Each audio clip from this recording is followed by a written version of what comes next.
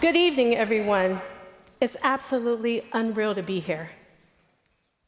I attended the very first Tipping Point benefit at Bimbo's, and I had the privilege of speaking at the first Tipping Point breakfast with Sam Cobbs. There we are. Look, it's Dr. Nadine Burke-Harris, our former Surgeon General, and now Mayor Lori.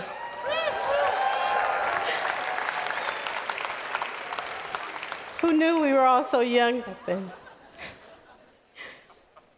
That was a few months before I became the first person in my family to graduate from college.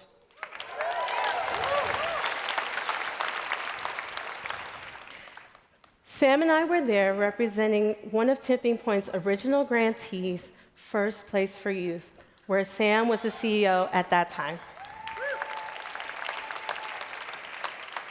First Place was the reason I was able to go to school at all.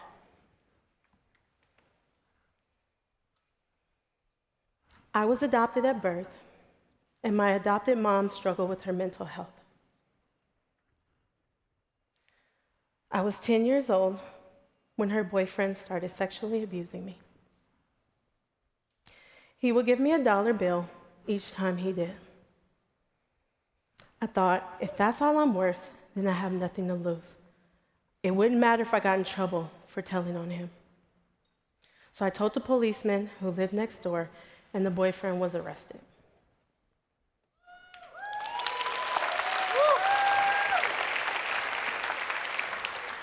Then I started looking for love in all the wrong places. At the age of 15, I was placed into foster care and found out I was pregnant. I moved 8 times that first year, and as my 18th birthday got closer, I was terrified that my daughter Nyla and I would age out of the system and onto the streets. But that's what First Place is all about. They take over where the system leaves off. They set me and Nyla up for our very first apartment, and that made all the difference. They hooked us up with counseling, financial planning, made sure we had bus passes and Christmas presents. My youth advocate was one of the first people in my life who told me I was smart and who really believed in me. I remember waking up at 5 a.m. every day to take the BART to the bus to get to daycare at 7 a.m. and then school by 8. I worked so hard, but it was all worth it. I graduated from college with honors.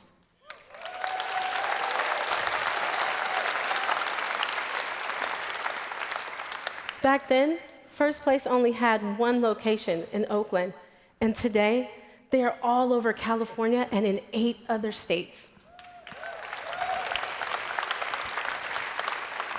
They've also helped pass legislation to make sure that foster youth everywhere can get the kind of support that I receive.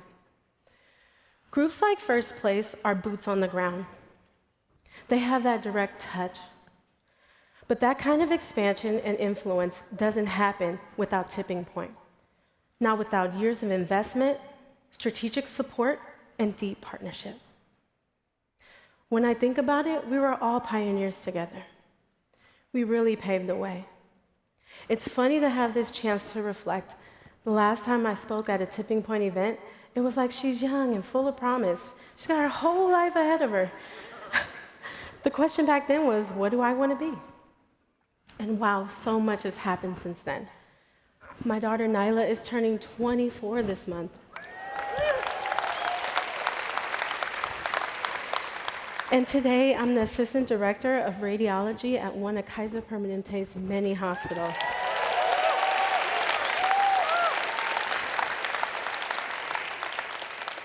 Where I started as a summer intern in college.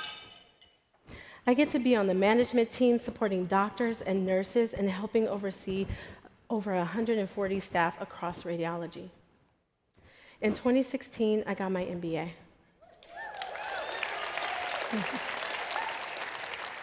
I have an amazing husband, and together we have 2 younger children, Michaela and Isabella, who are 3 and almost 5.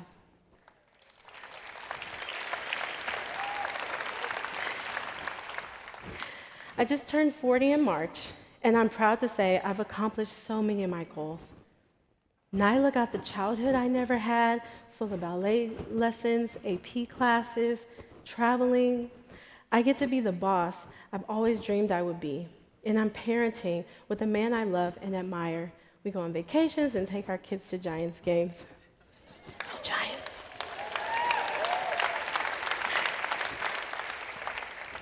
Now the question is, what will be my next thing? One thing I know for sure is I have an important story to tell. I think it will make an amazing book. Most 18-year-olds have a family they can call or a place to go home to. But for foster youth like me, first place for youth is that family. I'm proof that housing is one of the first steps to stability. Having housing meant I could focus on college and caring for my daughter. It meant I could land a job at Kaiser that gave me the means to support her, and that turned into an incredible career. Now my kids make fun of me. They pretend to pick up the phone and they say, "Hello, this is the manager on call." The only professionals I saw as a kid were people wearing suits on TV. But for my kids, it's real life. For them, it's all they know. And I thank God for that. This is what it looks like to break the cycle. And there's no way it would have happened without all of you. Sam, you have been one of the greatest mentors and role models for me. You've shown me and countless others what it means to persevere, and I thank you for that. Thank you for always being there.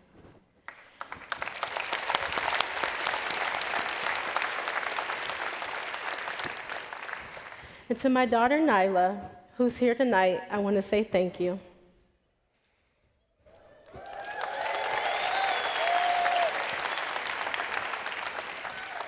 You gave me a reason to get my life together, to push through the darkness and find the light. All I ever wanted to be was someone you could be proud of. Thank you.